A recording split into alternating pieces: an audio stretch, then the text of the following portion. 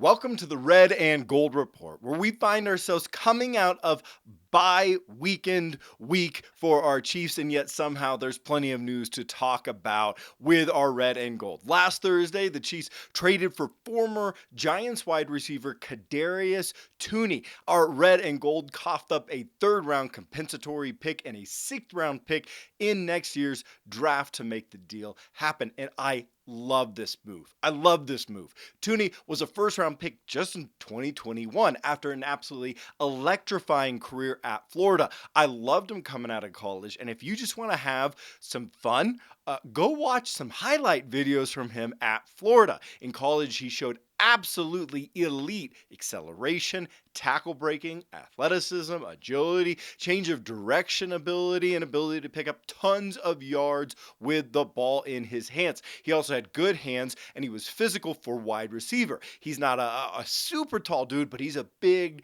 dude. He's strong. But his rookie year, well, last year, it was marred by controversy. He only played in 10 games, and whispers out of New York were that he wasn't quite as hurt as he appeared to be, and that maybe he didn't want to play for a team that bad, and there might have been some attitude issues. Now, those two problems, attitude and injury, did not get any better this season, with Toney only appearing in 2 games. And with a new regime in New York that didn't draft him, they decided to cut their losses.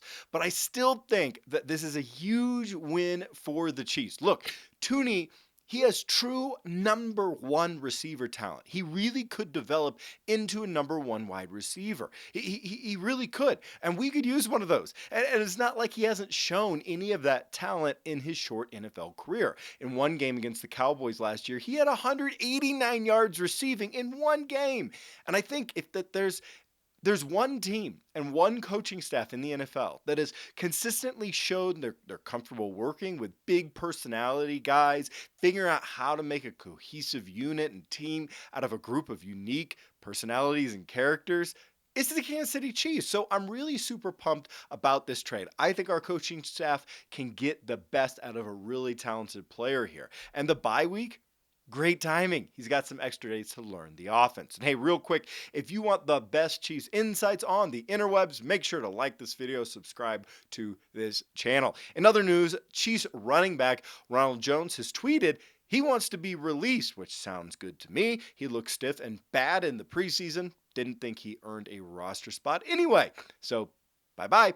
In other news, there are online rumors that the with the trade deadline looming, that the Chiefs have made calls for edge rushers, including specifically Panthers Brian Burns, Jaguars Josh Allen. Look, both of these guys are amazing. I mean, they're young, they're proven, they're talented.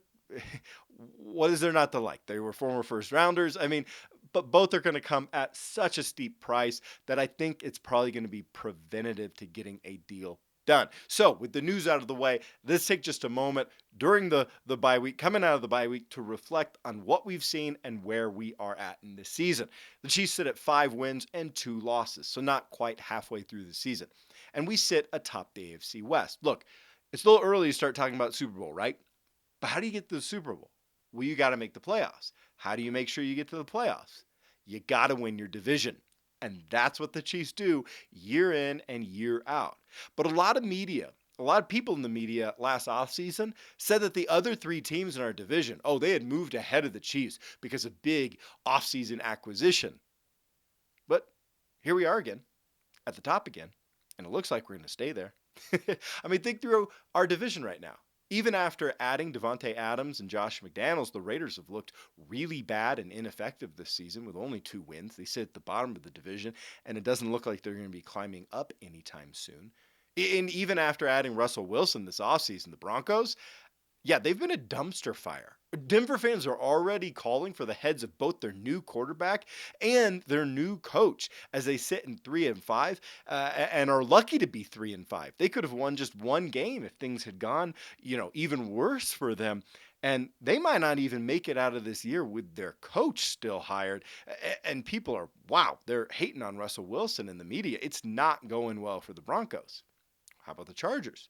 Well, even while adding Khalil Mack and other top free agents in the offseason, they're 4-3. They thought they were going to be better than that, and they're hitting a real slump on offense this year. And Well, now they've lost their big free agent corner in J.C. Jackson for the rest of the season, and they've also lost their top wide receiver, Williams, for up to 6 weeks. So are they going to get that much better? Are they going to win the division? I don't think so. The Chiefs are in command. I think we're in command again in the AFC West. So, with that in mind, who's been the MVP so far? Obviously, Patrick Mahomes. It's hard to explain how good Mahomes is. Every week, we get to see him rewrite what the position of quarterback can look like. It's fun to just be along for the ride, right? The defensive MVP so far is unsurprisingly Chris Jones. Jones, I think, has had the best season of any interior defensive lineman so far in the league. But what do you think? Who do you think has been the MVP for the Chiefs so far? Who do you think has been the most surprising player to you or the most disappointing? How do you think the game's going to go against the Titans this Sunday? Leave me your thoughts in the comment section below. Make sure to like and subscribe. Thanks for watching, and go Chiefs.